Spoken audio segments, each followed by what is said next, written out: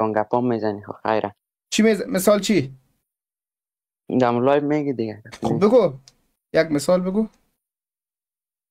مثال دم چند دقیقه پیش بحث آیپد موبایل آمد وسط، درسته؟ آیپد چیزی نه که آیپد موبایل نمیگم. چی بود؟ به عنوان استریمر تو نباید طرفداری پلیر کنی یا پلیر کنی، تو فقط باید استریم کنی.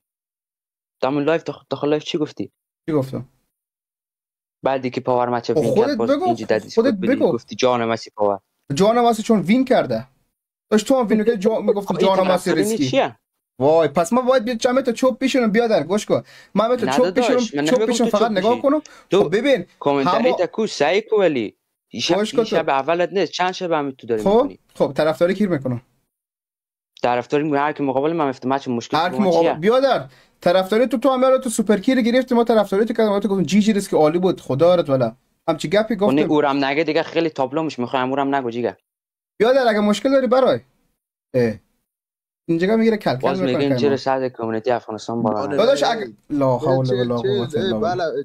لا حول ولا قوت. احسان کشکو بچش امیر چوب بشی بون برو هم یک وینم خیرات تمام آیپد پلیرها. ولش هیچ نگو برو بچهش امی ریسکی امی تو نبودی آن تو بابا چیزی نگین دیگه. این امی نبود که آمد خود تاپ یک دنیا میگرفت آمد از پیش ما خورد.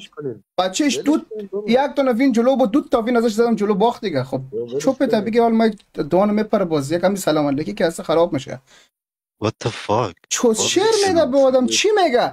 بچهش وین کرد، ما طرفدار اینجا هیچ کس نیستم، ما طرفدار خودم نیستم. بچهش این اومده میگه طرفداری میگم اما هر کس اگه اوکما وین کده، جوجو وین کده، سریتون وین کده، نورو وین کده، ما وین کده، هر کس وین کده باز از ماچ گوچی یعنی تشویقش کده. بچهش فکر کنم مثلا یک نفر به یک چالش ببره یا مثلا فاینال یک تورنمنت مثلا فکر کنم اینجا سامی به فاینال تورنمنت بره فقط کامنتری کنی بعد ماچ هیچ نگیدیم چوب باش خلاص. بابا من منظور ما چیه؟ من دارم اینجا چی میکنم؟ دارم اینجا کامنتری میکنم، دارم اینجا گزارشگری میکنم. وین کرد میگن جی جی عالی بود. باز آخر مچ هم گفتم جی جی به هر دو پلیر عالی بازی کردن، بازی حساسی بود. بچهش ولش کن برو بچه استریم خدا چوس شیر میگن. یعنی خب برگرده بگه که ای بابا چرا پاور بردی؟ خیره برو بچهش چی میکنیم پشت